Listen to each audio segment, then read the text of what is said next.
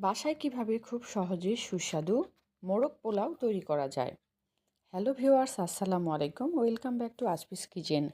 আজ আপনাদের সাথে শেয়ার করব বাসায় কিভাবে খুব সহজে সুস্বাদু মোরগ পোলাও পারফেক্টভাবে নতুন রাঁধুনিরা তৈরি করে নেবেন। আজকের এই স্পেশাল রেসিপি তৈরি করার জন্য প্রথমে আমি একটি বাটিতে পেঁয়াজের বেরেস্তা রেডি করে নিয়েছি। এক বাটি পরিমাণ পেঁয়াজের বেরেস্তার সঙ্গে দিয়ে দিচ্ছি এক মুঠ পরিমাণ কিশমিশ, আর দিচ্ছি কাজু বাদাম, আর জায়ফল আর জয়িত্রী এক টুকরো করে। কাজু বাদামের পরিবর্তে পেস্তা বাদামও দিতে পারেন অথবা চীনা বাদামও দিতে পারেন। এখন এই সব উপাদানগুলো আমি ব্লেন্ডারে ব্লেন্ড করে নেব, আর মসৃণ যেন হয় তার জন্য আমি 1 কাপ পরিমাণ পানি দিয়ে দিচ্ছি। ভালো করে ব্লেন্ড করে এই মশলাটা আমি রান্নায় ব্যবহার করব। একটি মুরগিকে আমি 4 টুকরো করে কেটে নিয়েছি বড় বড় করে, লেগ এবং বুকের অংশটা। আপনারা যে কয়টি মুরগির এভাবে রান্না করতে চান পরিষ্কার করে ধুয়ে পানি ঝরিয়ে নেবেন। ম্যারিনেট করার জন্য এখানে দিচ্ছি স্বাদ মতো লবণ, আর দিচ্ছি আদা বাটা এবং রসুন বাটা পেস্ট। এছাড়াও দিচ্ছি লাল মরিচের গুঁড়া, জিরার গুঁড়া, এবং আমি যে স্পেশাল মশলাটা ব্লেন্ড করে নিয়েছি এই স্পেশাল মশলাটা এখানে দিয়ে দিচ্ছি। আপনারা টক দই এখানে ব্যবহার করতে হবে। টক দইটা আগে নরম করে নরমাল করে রাখতে হবে। এবার সব মশলাটাকে ভালো করে মিশিয়ে নিতে হবে। হাতের সাহায্যে মাখিয়ে খুব ভালো করে এভাবে ম্যারিনেট করে, হাতে যদি সময় থাকে আমরা কমপক্ষে 30 মিনিট এভাবে রাখলে ভিতরে মশলাটা ঢুকে যাবে আর টেস্টি হবে। আর হাতে সময় না থাকলে আমরা সঙ্গে সঙ্গে ওইভাবে মাখিয়ে রান্না করে নিতে পারবো। এভাবে আপনারা যদি আপনার মুরগির পরিমাণ বেশি হয় সেক্ষেত্রে মশলার পরিমাণটা বাড়িয়ে দিবেন। আর গরমের দিন হলে অবশ্যই এভাবে ম্যারিনেট করে ফ্রিজে রাখতে হবে নরমালে, তা না হলে কিন্তু নষ্ট হয়ে যেতে পারে। এবার চুলায় একটি পাত্র নিয়ে নিয়েছি, যে কোনো পাত্রে আপনারা রান্না করতে পারেন, রাইস কুকার, প্রেসার কুকার অথবা গ্যাসের চুলাতেও। এখানে দিয়ে দিচ্ছি 4 থেকে 5 টেবিল চামচ পরিমাণ রান্নার তেল। তেল ভালো করে গরম করে নেওয়ার পর এখানে দিয়ে দিব গরম মশলা, একে একে দিয়ে দিব তেজপাতা, দারুচিনি, এলাচ, লবঙ্গ সহ সব মশলাগুলো।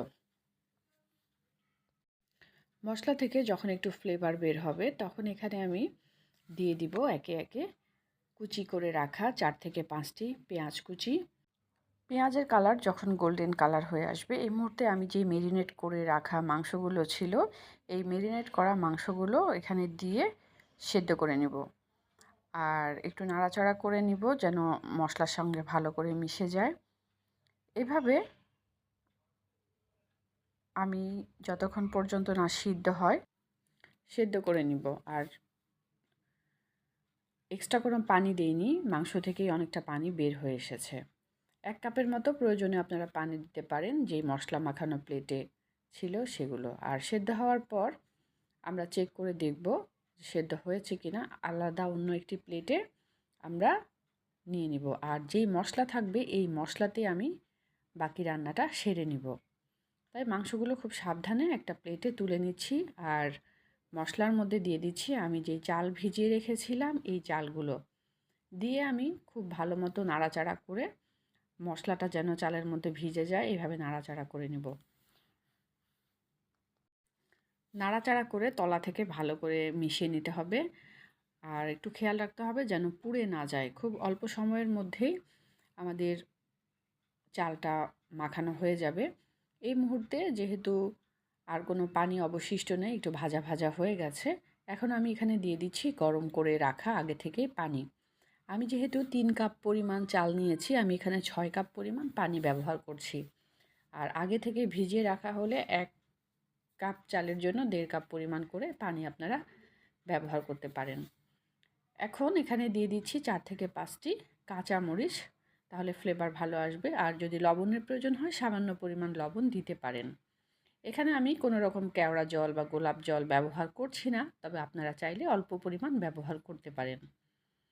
আর লাস্ট মুহূর্তে খুব বেশি সময় লাগবে না, শেষের দিকে আগুনটা আমরা একটু লো করে রাখবো, দমেই রান্না হয়ে যাবে।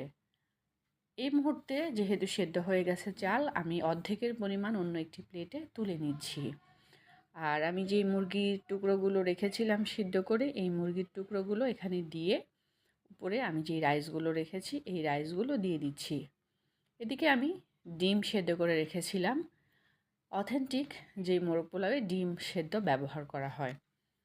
এই ডিমগুলো সহ মুরগিগুলো সহ আমি দিয়ে উপরে আরও যেই পোলাওগুলো রেখেছিলাম সেই পোলাওগুলো দিয়ে এভাবে আস্তে করে সব কিছু ঢেকে আমি আরও দমে রাখবো 10 থেকে 15 মিনিট।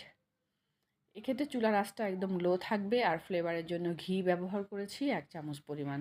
লাস্টে ঘি দিলে ঘিয়ের ফ্লেভারটা একদম ছড়িয়ে পড়বে। ওয়াও, দারুণ ফ্লেভার বের হচ্ছে। এভাবে 10 থেকে 15 মিনিট রাখার পর আবার তলা থেকে আস্তে করে সাবধানে নাড়াচাড়া করে আমরা নামিয়ে নিব। এবার পছন্দ মতো একটি ডিশে আমরা মনের মতো করে সার্ভ করতে পারি। রান্না শেষে একটি ডিশে আমরা গরম গরম সার্ভ করে নিচ্ছি। আর তেজপাতা বা দারুচিনি থাকলে এগুলো আমরা আলাদা করে তুলে নিব। মনের মতো করে সাজিয়ে আমরা সাইডে শসা, গাজর অথবা টমেটো দিয়ে ডেকোরেশন করে ডিম এবং সব কিছু সাজিয়ে ডেকোরেশন করে সার্ভ করতে পারি। খুব সহজে রেডি হয়ে গেল সুস্বাদু মোরগ পোলাও। এভাবে চিকেন বিরিয়ানি বা মোরগ পোলাও তৈরি করে অতিথি আপ্যায়নে বা বিশেষ কোনো দিনে আমরা হাতের কাছে থাকা উপাদান দিয়ে ঝটপট তৈরি করে নিতে পারি। আর উপরে পেঁয়াজের বেরেস্তা দিয়ে ডেকোরেশন করে নিতে পারি। আমার ভিডিওটি কেমন হয়েছে কমেন্ট বক্সে জানাবেন। বেশি বেশি লাইক এবং শেয়ার করবেন। দেশ বিদেশের বিভিন্ন ধরনের রান্না দেখতে চোখ রাখুন আসফিস কিচেনে। আমাদের সঙ্গে থাকার জন্য এবং ভিডিওটি দেখার জন্য ধন্যবাদ।